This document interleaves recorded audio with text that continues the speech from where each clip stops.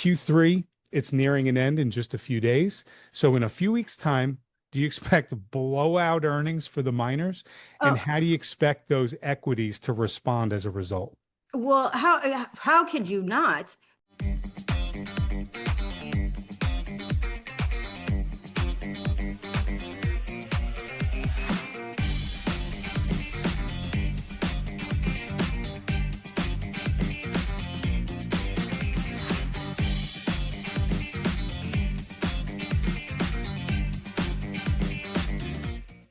Welcome back to Metals and Miners. I'm your host, Gary Bohm. Today, we're diving into the dynamic world of markets, metals, and energy with a true industry powerhouse. I'm thrilled to introduce Tracy Shuchart, Senior Economist at NinjaTrader, and the CEO and founder of Hilltower Resource Advisors. Tracy, it's an honor to have you back on Metals and Miners. Welcome to the show. Well, thank you so much. It's been too long. It has been too long and we almost missed it, but we won't go into that right We're now. not going to talk about that. Okay. All right. So, Tracy, you're a longtime economist and commodities expert. For the last several years, many have been saying that we're entering the next great commodities supercycle. There's been some starts and stops to this, but nothing major until after Liberation Day in April.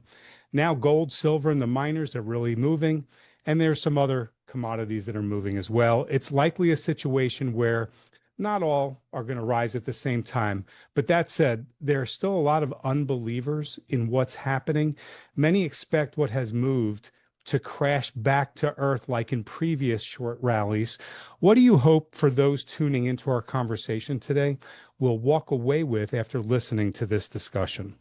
Well, I think we're kind of in a very different regime right now, as far as particularly if we take precious metals, for example, right?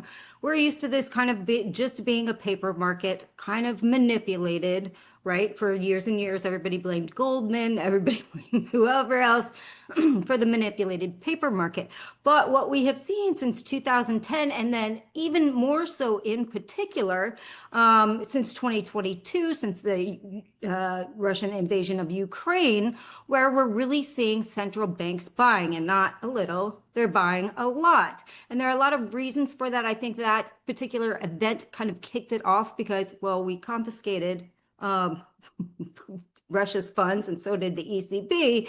And I think that spooked some countries a bit. And since then, we've had obviously instability. We still have geopolitical issues. We kind of have this, everybody's kind of realizing we kind of a debasement of our currency. Nobody had seen inflation for a very long time. I mean, nothing kind of inflation that we had, over like 22, 23, right? Certainly, the last huge inflation that we saw in the 80s and 70s. But, and so I think people were catching on to, hey, maybe this is a kind of a debasement of fiat, right? And so, I think that's put an underlying bid under this market, and that's what makes it different because central banks are buying. They don't care what price they're buying at. They're not looking for a bargain, right? They're just going to buy. And they're not buying a little, they're buying a lot. And now, particularly we started seeing this in Asia, but now this is going kind of spreading out towards Europe, right? We've just seen the largest buyer over the past couple of months has been Poland, which is incredible, the Polish central bank. And so I think that's what makes this a little bit different. People have to realize we're kind of operating under a different regime. And really, if you look at the retail flows, particularly from the United States, they didn't really start till this year. And that was well after we kind of broke out of that $2,000 level for gold. And then, of course, you're going to kind of get in kind bid from platinum and silver, although you could categorize them as industrial metals as well as precious metals. But when gold prices start rising, you see people kind of switching to platinum bars and coins and silver bars and coins and jewelry, etc. And that is what we are seeing.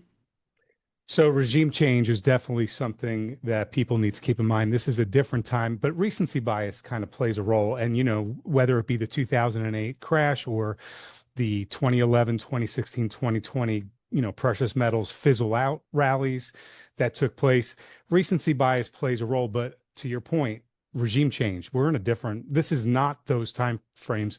It's a vastly different time frame. And that's something that people really need to be keeping in mind. So, okay. So last week, President Trump was asked a question about the U.S. importing more uranium from Russia this year than any time over the previous 4 under President Biden. He had Doug Burgum there, the Secretary of the Interior, and he came out to answer the question. Now, Doug answered the question, and he basically said, yeah, it's no good that we're buying this much from Russia, this much uranium. We know we're buying this much, and we're doing everything we can to not buy this much. But he then said something that was really interesting. He mentioned that the mantra used to be drill, baby, drill, but now it's mine, baby, mine. He literally used those words. It's mine, baby, mine. At the same time, it's pretty clear that winning the race versus China to get to generative AI first is existential in the eyes of this administration. Therefore, they need as little bottlenecks from critical minerals as possible.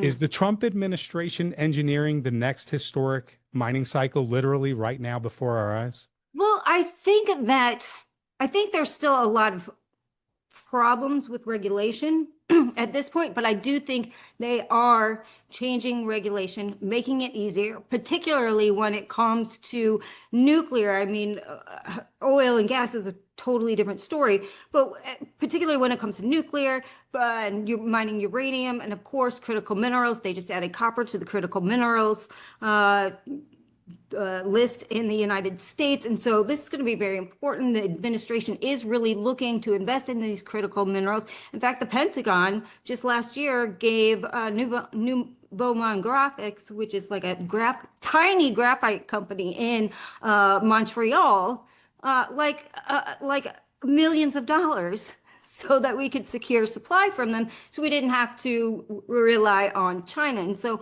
I think because of this competition and because of kind of this trade war, and China kind of was using critical minerals as a leverage tool, and we were using other things as well. I mean, it's a two-way war. But, I think everybody is finally realizing that, reshoring and this idea of reshoring really started back in COVID, right? When supply chains all fell apart and everybody was like, all right, we've got to move our supply chains away from China. We need to reshore and reshore. And we talked about it a little bit, and a little bit of it happened. And we did see some manufacturing go to Vietnam and Thailand and India out of China as far as US manufacturers, but that's not really reshoring. That was kind of just moving things out of China, right? And so I think that whole thing, I think finally the last maybe year, just a year or so, that we finally realized, no, we need to do this in country. And you have to realize not only is China the largest producer of all these, they're the largest processor of all of these. And so if we're going to build this out in the United States, we not only need to mine, but we also need processing plants for all of this as well. And so I think it's a big movement. I think so many North American companies are thrilled about this because they've been fighting for permits for years, right? You have so many projects that have been fighting for projects for years. And obviously how many mining companies we have in our northern neighbors in Canada. And so I think it is kind of a renaissance period for the mining industry right now. Yeah, it's so wonderful. And, I think the point that you made about, the tariff timeframe and the rare earths that were being held back by China during that tariff battle, in a way, it was really necessary. The Trump administration was forcing China to basically tell the world that we're going to hold the world hostage to these critical minerals. Right. If you try to cut us off or you don't do what we want. And so by the world now seeing that, the American citizens now seeing that, it's easier for them to say, you know what, just go ahead, have carte blanche, do what you need to do. We need to ensure that we have our electronics, our weaponry, our AI, our data centers, et cetera. So I think it was very clever that in a way to get that out into the open to ensure that they can now move forward easier on something that has been bottlenecked for so long by environmental groups, et cetera. Oh, absolutely. All right, so Tracy, it seems that the prolonged low oil prices have stymied investment in oil. In fact, there's been tremendous underinvestment for quite some time now. But that's kind of perfect timing for investing in nuclear and uranium. It doesn't have a lot of competitor investment dollars focused elsewhere in the sector as it would if oil was loved and priced higher right now. It's almost as if the set of circumstances were engineered in such a way to drive the necessary investment cycle in nuclear because the powers that be know how needed it is moving forward to deal with our energy needs and keep our pace with AI, robotics, and other tech advancements if it's existential, right? So it may be the only baseload energy source that could scale in any meaningfully way over time from here. And therefore, the time is now to get this investment cycle going for it. Your thoughts? Yeah, absolutely. And, I think that it does take a lot longer time to get nuclear up and running, but we've got miners in the United States now. That is very important. We are moving forward to reviving some reactors. We were talking about reviving 3 Mile Island and some other reactors within the United States. So that is a good thing. That's a start. Those projects are going to be easier or the time frame to get those projects back up and running is going to be a lot shorter than it is to say build a whole new nuclear facility. And so, it's good that we're looking at what is feasible in kind of the inventory that we have that is dormant that we could bring back to life, as well as plan for the future and build these projects. And that's also why, I know oil and gas is unloved, but in the meantime, what you can do very quickly, without taking a couple years, 3 years, whatever, we can use natural gas. And you can pipe right into a natural gas plant, which a lot of people are talking about doing right now without having to build a pipeline. If you build a gas plant, you can have your facility run off that gas plant, your data center, and virtually not have to tap into the grid, which in turn is going to take away from customers. So I think right now we need a comprehensive energy plan that is workable. And, I think that includes natural gas. I think that includes nuclear. I think nuclear is the long-term, the long-term way to do this. But in the meantime, if you want something up fast, we can do nat gas. It's a base load. And so I think we need to pull all of our resources together to electrify this. And that also includes, we need to upgrade the grid. We need more transformers. We need a lot of things too. You can't just build a nuclear plant and not have transformers or power lines to get it anywhere. So we got a lot of work to do. And it's interesting to me that this sector is still so unloved. Oil, gas is unloved. People are just kind of getting the spark on nuclear where people, we've been pounding the table on this for a couple, 3-4 years now saying, look, and this was when AI was in its infancy. I was pounding the table on this when I was looking at rising energy costs for the consumer, how terrible our grid is. Every time you have a storm in, say, Texas, their grid goes out.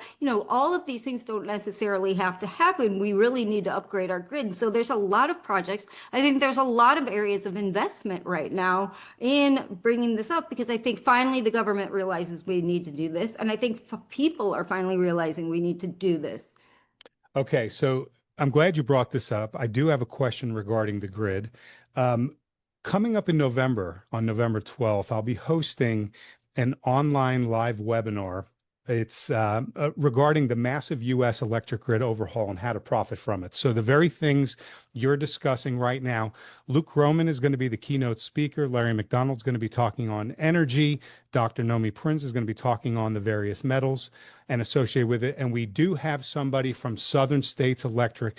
He's a VP in the company. He's going to be discussing the transformers and all the equipment and the needs. And so, each one of those segments, they're going to be sharing with the folks who are going to be on that webinar where to profit, how to profit in each of those segments. But let's focus right now on this. The data centers are ramping up. The hundreds of billions of dollars are being poured into these data centers.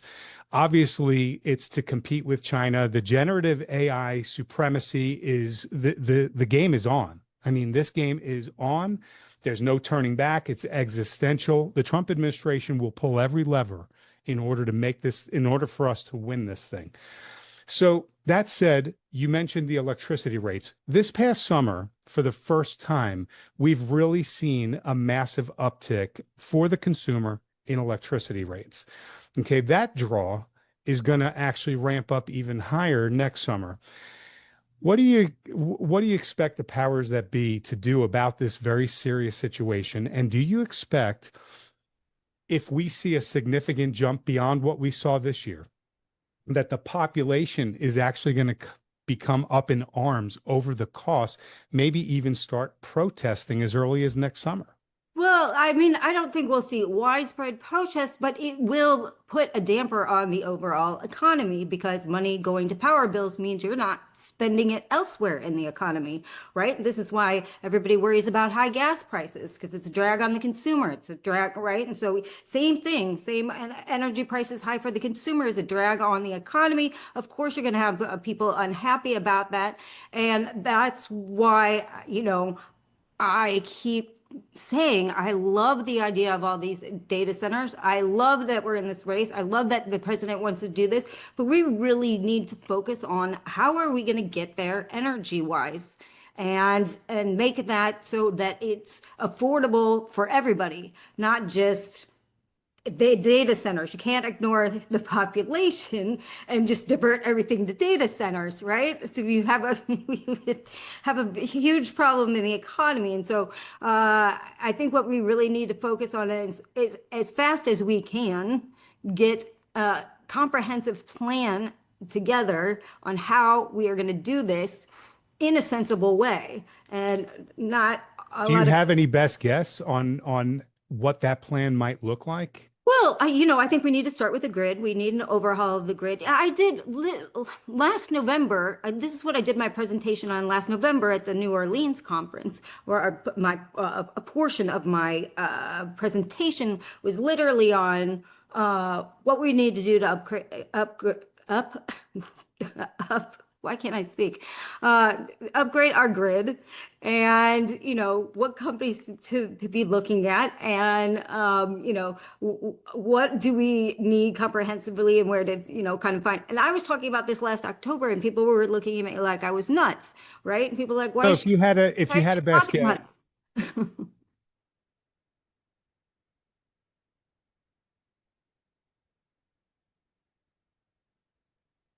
Oh, no.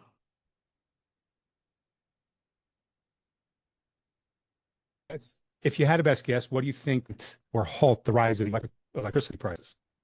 All right. So you did. All right, you teamed out there. Can you hear me? Yeah, you did too. Can you repeat the question? Yeah, absolutely. So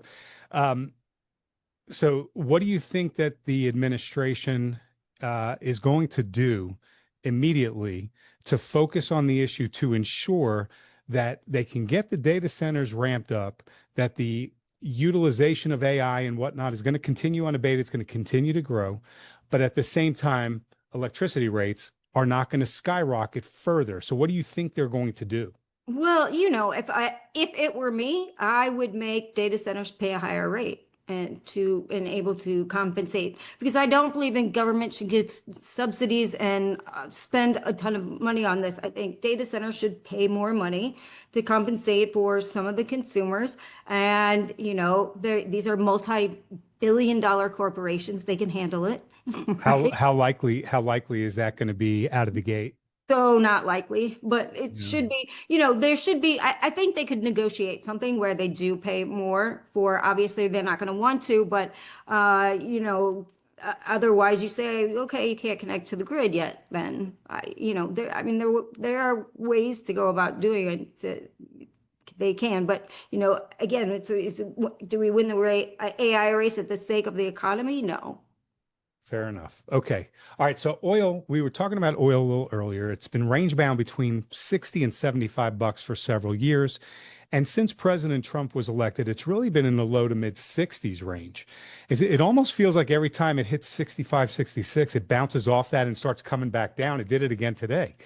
What can you tell us about why oil has been so range bound for so long, and what do you think comes next for oil, and in what likely time frame?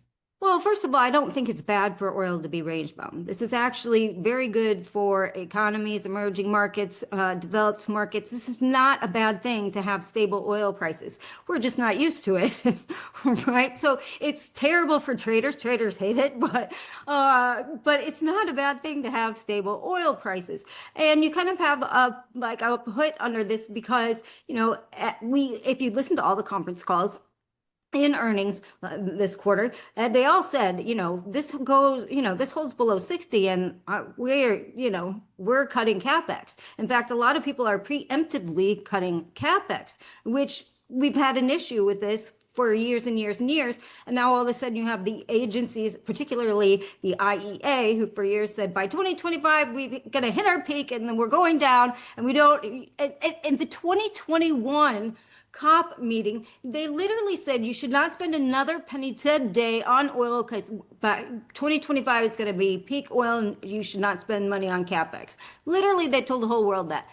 Then 4 years later, when we all said, "Are you nuts?" They just came out and said, "We are wrong. We're not having peak oil.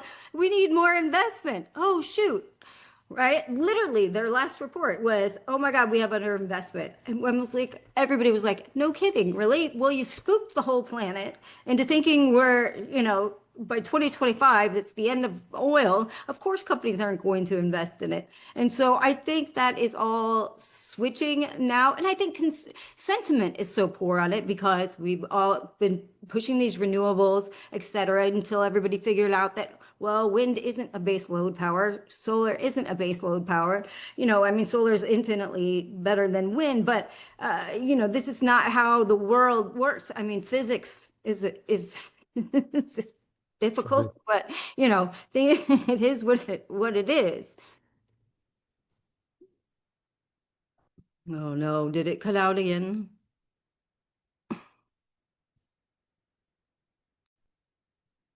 Hello? The real thing. So, I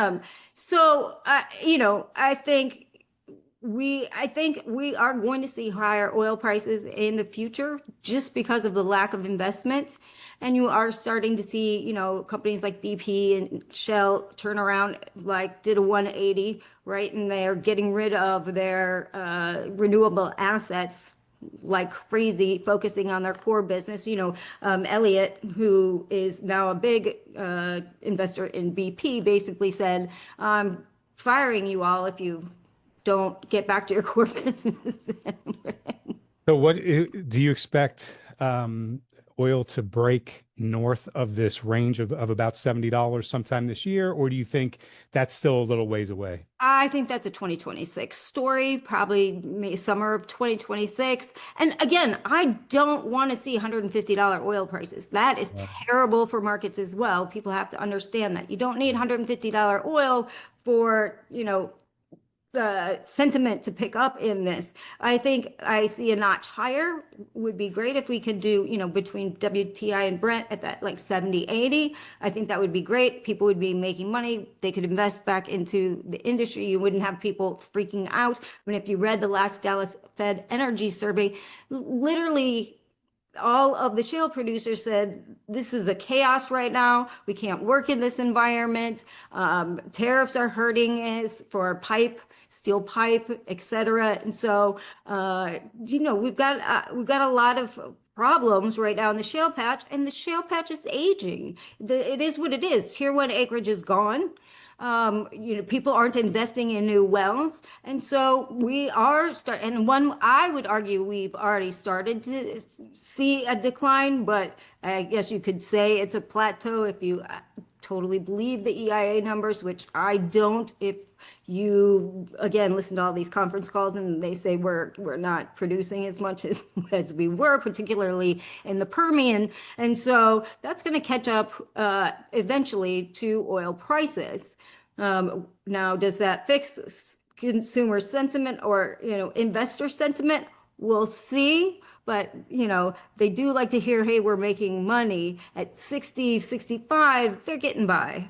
Okay, so this is definitely a story we're going to keep our eye on for many reasons, including the miners and how it impacts the miners, which we're going to talk about in a moment. But the current backdrop is one where there's incredible government overspending, which involves massive debt issuance at a time when central banks are easing monetary conditions, with what seems to be another round of debt monetization and yield curve control coming at some point soon. Are the markets about to melt up in grand fashion like the late 1990s dot-com boom? Well, I think they are they not? I mean, I mean, if you look at the valuations of some of these companies, they're a little mind-blowing. So, we are melting up. I mean, after that April, temper tape Temper. tantrum, why can I, uh, that's all we have done is melt up. And that's basically led by the tech industry, right? I mean, we're just now starting to see kind of a broadening out of that of market sentiment and seeing other stocks now rise. We're starting to see, the Russell, which is always lags. I mean, it's been lagging for the last 4 years, finally made a new all-time high for the last, in the last 4 years didn't make a new all-time high. We have consistently had all new high time for the Nasdaq and ES. But what's really interesting is that the Nasdaq, even it's got, it's 2,000 stocks, and so a lot of those companies honestly aren't making money, but there are a lot of mining companies in the Russell, and I think that is also helping that index. Let's talk about the mining companies. So the miners, they've moved a ton over the last 6 months and they've spiked really high since early August. Many have been burned in 2011, 2016, 2020 in those bull runs. They're nervous about how high things have run.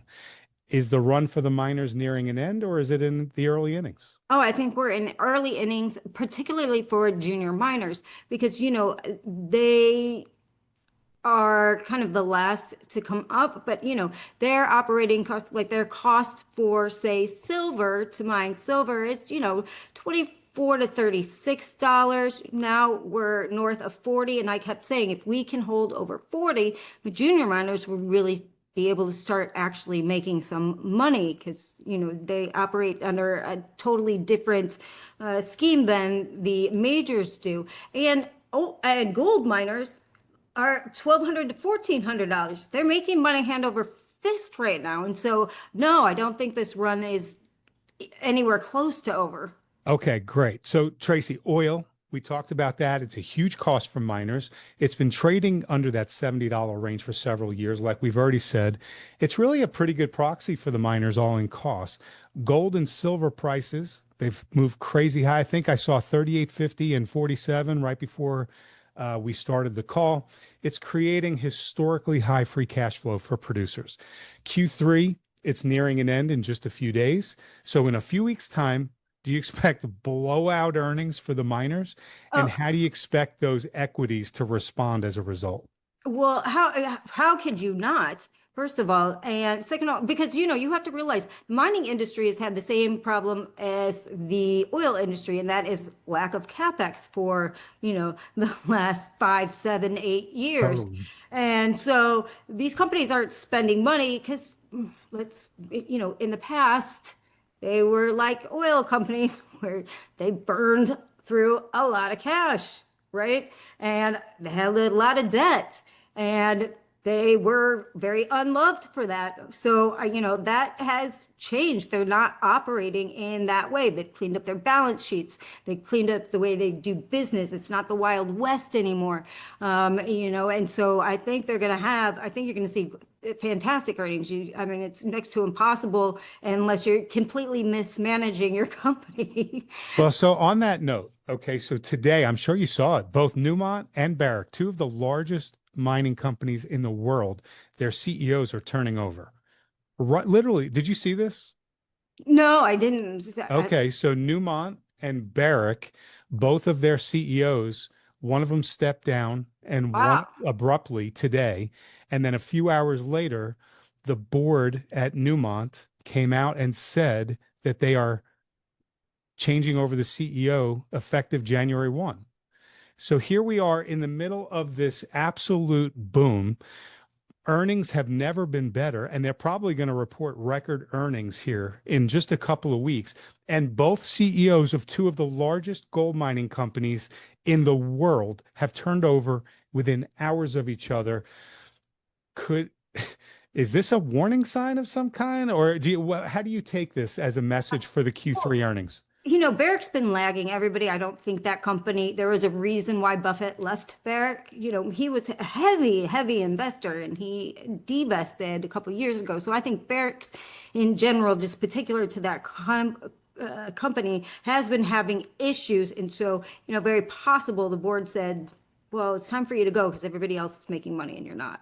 And nobody's investing in our company anymore. Well, he stepped down. The Barrick CEO stepped down abruptly. They say. Well, that's true. Well, you never know what happens behind. Are you worried when you hear that news that here we are expecting blowout earnings and then earnings may not be to the level? Not particularly when you're Okay. talking about, these two companies. And really, I think, once again, I think the juniors are really the place to be right now. I think the majors, are clearly having some issues right now. And again, in particular, Barrick's had issues. And Newmont's had some troubles this year as well, even though they did well. But, we haven't been in the majors in a couple of years. I've only been focusing on the juniors, to be honest with you. Okay. All right. So Tracy, the precious metals and energy analysts at Goldman Sachs and Mike Wilson, the CIO at Morgan Stanley, they have overtly taken steps to recommend replacing a portion of treasury bonds in the 60-40 portfolio mix over to gold. So they went from a 60-40 portfolio to 60-20-20, right? Yep. This is not a short-term trade idea. It's not one of those macro plays that the market has seen so much of the past couple of years. This is literally a call to change pensions, the largest institutions, bank clients to allocate big money to hedge some kind of risk. So now 20% in gold across the board, likely a level we won't see anytime soon, if ever. However, with gold allocations being so low, I think more than 70% of portfolio managers have reported zero exposure to gold recently. And the average exposure is under 0.5%. So this is going to likely be, I'm thinking, the shot heard around the world to get these folks motivated and off the bench to get some type of allocations going, whether that be up to the 4-decade mean of 2% or maybe even as high as 5 to 10%. How much of a game changer is this? Well, obviously that's going to be huge just for the reasons that you stated. If, nobody has exposure to gold, not nobody, but you know what I'm saying, generally. And so if you start having all these pensions, that's huge money, that's huge allocations of gold, that's not a bearish case for gold in the very least bit. And, if Goldman starts doing this, there's a lot of portfolio managers that are going to follow along. They're going to tell their clients, I really think that we should at least have some exposure to gold where they had no exposure to gold before. Or how many clients are going to come to their portfolio managers saying, right, hey, and say, I want gold. Right. And so, everybody's like, expecting gold to drop. We're in the first inning of this, to be honest with you. I mean, we finally broke out of that $2,000 level. Nobody caught on. Suddenly at $3,800, now everybody's interested in it. So I think this has much further to run, particularly if you have that underlying bid, again, with central banks and now portfolio managers investing in gold. You're just going to have that bid that we didn't have before. Great points. All right. So Tracy, investors own gold to protect their purchasing power and their wealth. It's a monetary metal. Silver is a monetary metal, but most people have forgotten that. I haven't. I know you haven't. Silver is more volatile than gold, though. We have a generation of investors now that we did not have before who love to chase risk and volatility. Crypto, NFTs, AMC, and other types of investments are perfect examples of investors who just wanted to chase risk and volatility. As the rotation into precious metals accelerates, do you expect the action in silver to get more volatile and crazy than previous bull markets because of this extra layer of investors who chase risk and volatility that weren't there before? Well, I think that you're going to see, with past runs in gold, we always see silver kind of lag the bull market, then it moves much higher and much faster than the gold market did, as far as velocity of the move. But this time, again, with silver, like I think this is just starting.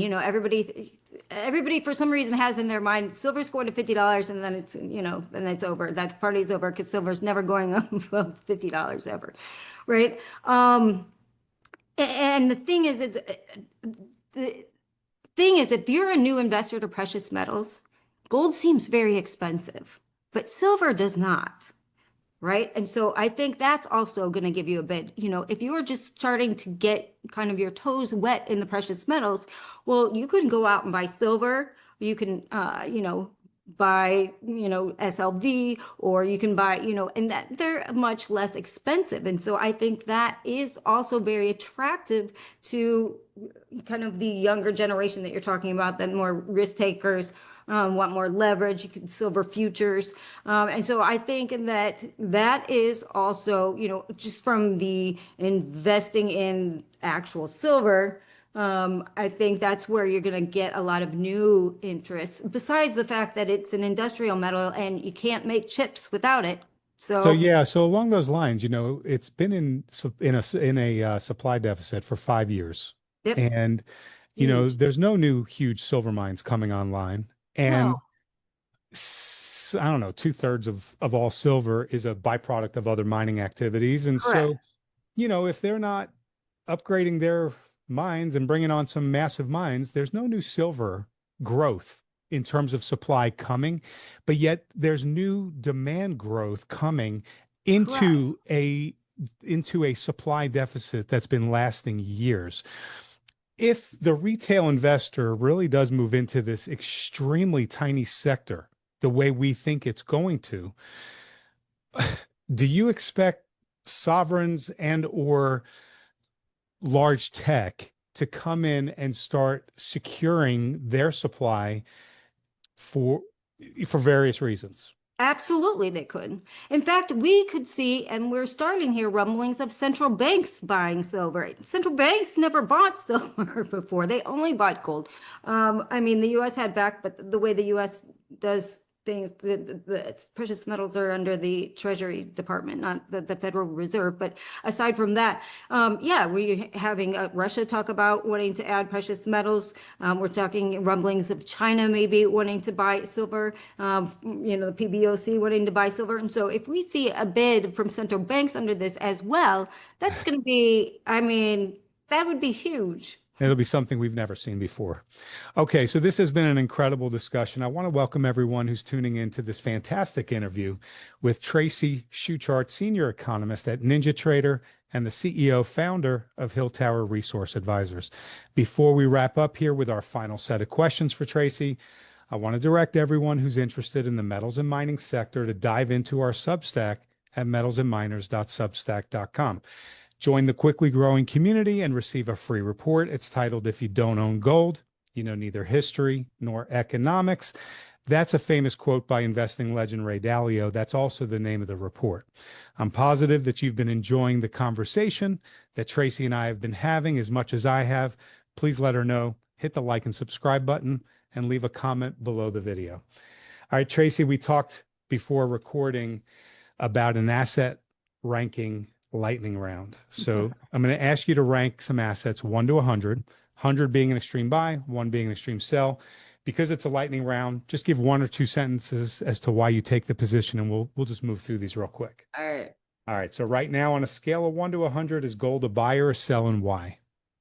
Obviously a buy 100, because of all the reasons that we talked about with the underlying bid from central banks and now portfolio managers, and retail really just starting to get on this trade.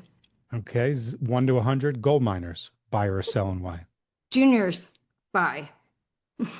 What? I think majors I would be like 75, and juniors I give 100.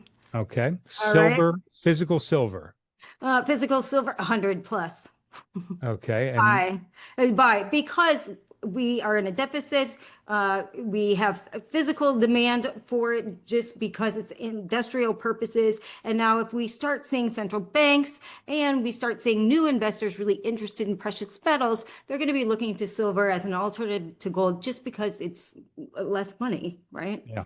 Okay. 1 to 100 silver miners and why? Silver miners, I'm also at 100. What?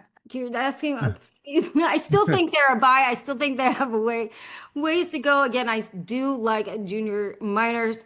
They are a little bit riskier than the majors, but overall buy. Okay. Copper. Copper is 75. I like it. It's a buy, but it's going to be a very volatile trade. But we still have a deficit. We're still going to need a lot more copper to build out these data centers. So I think it's a buy, but expect volatility. Okay. Physical uranium. Physical uranium, as long as you don't touch it. No. Uranium is a buy. Uranium is a buy. I like physical uranium. It would be interesting if, if you're in the Sprott physical uranium ETF, right? It will be interesting because they've collected a lot of uranium. Does it come at some point, does the government say you have to sell it to us? I don't know, which would be interesting if you're an investor in it, right? So just some thoughts to think about. What And number do you put on it? so, well, 1 to 100. they can sell it for what, No, no, no, no, no, no, no. 1 to 100 as far as oh, physical uranium being an investment right now. oh, 100. We know Okay. that absolutely for sure. I think also particularly North American miners are very interesting at this point because we're looking to bring this back to the country. Okay, great. Let's go to oil. 1 to 100. It's I wouldn't buy it here, honestly. I think you need to wait. I think it's a 2026 buy. I think you can find some equities, individual stocks that are kind of diamonds in the rough that have been really beaten up right now. So I'd go for equities over actual oil. So what number 1 to 100 would you put on that? I give oil equities 75, but you have to be careful what you're picking. And I give 50 to buying actual oil right now. Again, I think it's a 2026 story. But if you're one to buy on dips, then that's what I would do. I don't see a lot of upside for maybe another, 9, 12 months. Okay. Let's go over to the NASDAQ. Oh, my favorite. NASDAQ, 25. Okay. I'll Do you have give a it a reason? 25. I think it's getting a little frothy. I'm not one to chase it. I think there's some very strange accounting things going on with that NVIDIA. whole Oracle NVIDIA thing. So, um, yeah, I'd wait to Okay. figure out what's going on. What's going on there? Okay. All right. S&P 500. S&P 500, I think it's a buy on pullbacks. I'm not a top buyer, but I think that there are, I mean, I wouldn't chase it, but it's a long-term hold, So what number? What number? I'll give it a 75. Okay. Let's go over to short-term treasuries, 1 to 100. Short-term treasuries, I are buy. I are buy, but I don't have a lot of conviction in it right now. I just think the long end, even though it is moving higher, we are seeing those yields come down some. It's still kind of a unloved end. We have Trump and Bessent talking about they only want to look at short-term debt right now. And so I think that's, where you're going to find a bigger move, an outside move. All right. So just put a number on short-term treasuries, 1 to 100, and long-term treasuries, 1 to 100. I'll give long-term treasuries 50-50. 50. I guess maybe 75 to 70 maybe to short term. All right. On a scale of 1 to 10, each representing a percentage, where do you see inflation ending first quarter of 26? I think we're sticky. I say we're Sticky around 3 to 4 or sticky maybe even higher than that? I think sticky, I would say 3 to 3.5. 3 to 3.5. All right. 1 to 10 probability. We're heading into a recession by the end of first quarter 26. One could argue we just went through a recession. One could argue that. I, and s- I don't think we're going to I don't think we're going to be in a recession. However, I would keep an eye on the consumer, particularly we are seeing problems in subprime auto loans right now. We are seeing defaults in credit cards. So I'd really watch that credit market, to really tell us what's going on with the consumer. Okay, so it sounds like you're a 1 in terms of recession, but maybe if this question was 1 to 10 problems with the bottom 70% of the consumer class, you might be Yeah, higher towards 10 on it. much higher, yes. Okay. All right, so finally, the recommended portfolio. It's been 60/40 forever. Obviously, Morgan Stanley just changed it to 60/20/20. But up until then, no advisors have ever been recommending precious metals or related equities in the portfolio. What's a solid number? Are you sticking with 20%? Are you around there? I would say 20% and include the broader commodities market, not just gold, because I think 20% is a lot for gold. But I think that, I think commodities in general are very important. We're hearing about critical minerals. We're hearing about industrial metals. We're hearing about base metals. We're hearing, oil and gas is still, I'd throw oil and gas in there too. Gas is going to be very important. We're the world's largest exporter of LNG. And so I think that's going to also play a big role in AI. So what I would say is 20% and in a commodities basket. Okay, appreciate that. So Tracy, would you share a key takeaway that you want to leave with viewers who are tuning in right now, and then let everybody know where they could learn more about your work and how they can connect with you? Sure. I think really start looking at the commodities market's been beat up. I know it looks like gold and silver have made this huge move and everybody's waiting for the other shoe to fall and it's going to drop off a cliff because that's what it's done in the past. But this really is a different regime. And so there are a lot of opportunities in this market to come. It's not move but it's not over by any stretch of the imagination. Not that there won't be dips along the way, but we see I've been expecting bigger dips, and you don't get a couple $100, and that's it. There's not, it's not dipping a lot. You're getting like a 23% retrace. That's it. So, look at commodities. I think we're just, if we look at commodities versus the S&P 500, we're literally just starting to break out if you're looking at, a wide commodity basket. And so a lot of opportunities coming up for sure. That's wonderful. Okay, share with everybody where they could find you, how they can connect with you. All right. Well, obviously I'm on X at Shy Girl. CHIGRL. I have a macro show on NinjaTrader Live at 8 a.m. every morning, Monday through Thursday. And then I also am at Hilltower Resource Advisors, and that's hilltowerresourceadvisors.com. You can see what I'm doing there. And I have a new podcast called Commodity Navigator. Well, it's a new Spaces, where we take two companies head to head and evaluate them. So how fun. Wonderful. Tracy, thanks for coming on to Metals and Miners. It's been too long. I really appreciate you being so generous with your time, analysis, and ideas. It's always awesome to spend the time together. I look forward to having you back on sometime soon. Everybody else, thanks for watching. Thank you.